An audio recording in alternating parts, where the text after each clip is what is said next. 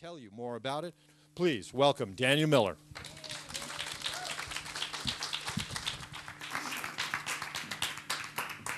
Thank you, and thank you, Gaddy. Can I take you on the road with me? Yeah? It'd be just a great opening act. You've been so concerned and worried about your children that you're always trying to help them and advise them and do things for them. I did that with my young son, Brandon, probably 30 years ago. I was, of course, a big controller. I was always advising Brandon what he should do, how he should do it. You know, and as a young kid, he accepted that. He had no choice. But as he got into his teenage years, he started resisting. And he became, very dismissive of me. In fact, he wouldn't even listen to me. And for a controller, not to have someone listen to you, it's one of the worst things that can happen to you. But that's what happened. That's what happened. And so what I'm here today to hopefully share and talk about is I have come to learn that it's not necessary that we create these conflicts and harm these close bonds in our lives. And it's not necessary that we lose intimacy with people. And the way, and I write about it and I'm talking about it, the key way of doing that is to let go of control and accept life as it is. Let go of control and accept life as it is. And when you do, new horizons will come your way. I think what you will see, the blinders are removed, and you will see the opportunities that are there that you wouldn't otherwise recognize. And you'll be able to make choices that can really improve your lives significantly. On the back cover of my book, there's a question, and it says, what would your life be like if you simply let go of control? Well, 30 years ago, I never even thought of that. As controllers, first of all, most of us aren't aware of how controlling we are or the harm that we cause to ourselves and others. And as a result, I was just a massive, compulsive controller. I tried to control everyone and everything in my life. And I was really good at it. Really good at it. At home, his father knows best. I felt I knew what was right for everyone. At work, I hovered over people. Things had to be done my way. I didn't listen very, very much to other possibilities and other options from people. And in many ways, as Gabby's mentioned, I was successful. On an external basis, I was successful. Lived in Old Bel Air. I taught at UCLA. I had people, celebrities and other people, wealthy people, entrusting large sums of money to me to invest on their behalf. I wrote a book on real estate investments. So it's true, I was externally successful, but I didn't feel it inside. I didn't feel it inside. I had no core sense of well-being. I mean, how could I? Controllers, it's always the what ifs and what could be's and what might happens. And when you're that way, you're really fear dominated. And I would still, I'm sure, be following that same path had it not been for a series of traumatic events that felt like they assaulted me. And then the final wake-up call was a wake-up call. I remember awakening from what felt like a dreamlike state. And I saw bright white lights above me and white rooms. And there was a smell, it was a sort of a sterile smell. And as my vision came clearer, I saw there were a group of people, and I was laying on a bed. And a voice came to me, and he says, Danny, we need your written permission and consent before we can go further. And I realized, it came to me, this is Dr. Kiryanov.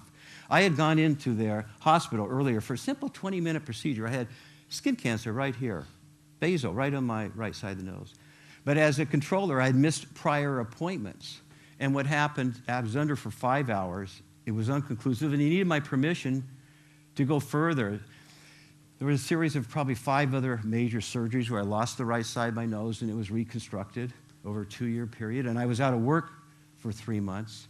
But this wake-up call was my wake-up call. I didn't have the strength or the wherewithal to go on fighting the latest demons that come my way and the latest challenges. So I surrendered. I surrendered. I had no choice. I had no choice at that time to surrender. And that was so unlike me, but I was beaten. I was beaten and I knew it.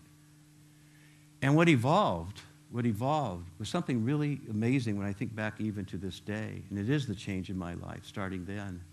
I had a glimpse of another way of living. When I returned to work 3 months later, everything was going pretty well without all my help. You know, Danny, why don't you go have some coffee, the secretary would say. You know, I realized that I wasn't as important as I thought I was. My input wasn't as necessary as I thought it was. And so what evolved is what I call a holistic way of doing business, and I write about it in the book about letting go of control at work, in which you try to go with the ebbs and the flows of the workplace, and I don't persist, and I don't insist, and I don't resist as much. And what I try to do is act and engage more intuitively with the circumstances as they're evolving, so that my input is a more appropriate input. And as a result, what happens is you go down fewer blind alleys and paths, fewer diversions. I had a clarity where I could focus on what was truly relevant and deal with what was truly relevant. And over time, I was working less than half of what I was before and making more. And so I had all this extra time and energy to start pursuing my passions. I started painting. I couldn't draw as a kid. I started painting, and within a year, I was coming out with some oil paintings that I couldn't even believe I was doing. I really couldn't. I got accolades and acknowledgments. It was like, am I doing this? And they're on my website. I invite you to view them. You know, it's at www.Losing Control, Finding Serenity. I'm proud of these paintings. I had time. I started writing and composing some poems that got published. I had time to go back to playing tennis, which was my youth passion. And within a couple of years, I was actually winning some seniors tournaments. I had time to devote to my family, real time to devote to my family. I was able to write a book. This took over 20 years to do it, but I did it. And at home, I started to listen more without advising, without even suggesting a lot of times. And the interesting thing happened, you know, Brandon, who was dismissive of me, as he became a young adult, I had by that time stopped advising, is he would come up and say, Papa, I have this problem at work. Can you help me with it? Or something important in his life. And that was really amazing because I had already backed off, and he was now coming to me. And I have found with my children, I have 2 daughters in addition to Brandon, that it works amazingly well when you can be there to support them, to encourage them, but to not always be advising them. Let them evolve, let them bloom, let them develop in their own way. You know, it just occurred to me that, however, that most of you may not be controllers, right? A lot of non-controllers. I bet there are some. Well, let me ask all of you a few questions. Do you believe that helping your mate clear her clutter in her office or bedroom is going to result in her keeping a neater room? Do you? Do you believe that harping at your husband or wife for drinking too much or eating too much is going to result in their eating or drinking less? Do you believe that advising your children how they should run their business is that they're going to follow your advice? Or do you believe that not letting your children listen to rock music while they're doing homework is going to result in their getting better grades? Or how about, do you believe if you suggest something more than once or give your opinion more than once, there's a greater chance it's going to be followed. So, the control tools. One of the most significant ones is what I call embracing our personal truths, to be able to embrace our personal truths. Now, by personal truths, I mean those unwanted feelings, those sort of what we call negative feelings, fear being the foremost, anger, resentment, our insecurities, our anxieties, our rejections. What happens is when we don't address those and we don't process them, they stay within us, and then they fester. They fester and they build up until they come out. They come oftentimes exploding in control actions, sometimes even in rage. So the main one of these unwanted feelings is fear. Fear is the primary catalyst of controlling conduct. So definitely. And it's one of the most difficult things I think we have to deal with is our fears. So how can we do that? One way, or the way really, is we need to be able to separate the objective facts, the objective reality, from the nightmares that our fears script for us. And they're often widely separated. But our imagination really goes to these nightmares. But once we can do that separation and what we can see is the objective reality, we can start to deal with that reality. And even partially dealing with it will result in diffusing our fears significantly. And there are different ways of doing it.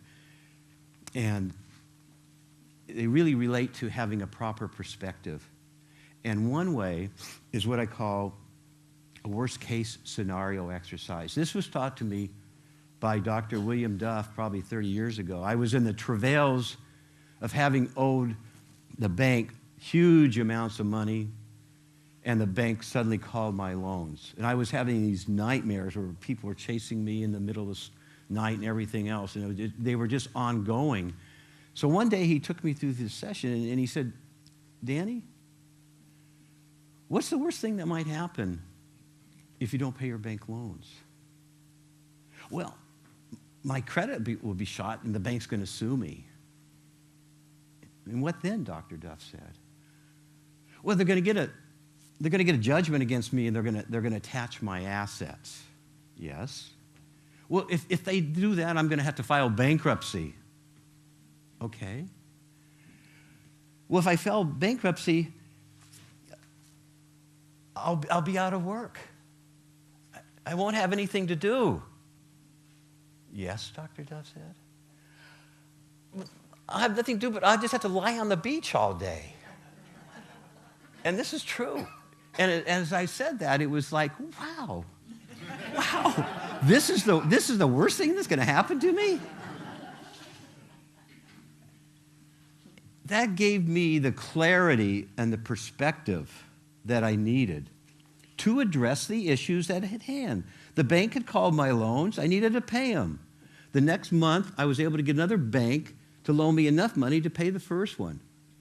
I could not have done that had I gone down this path of total fear.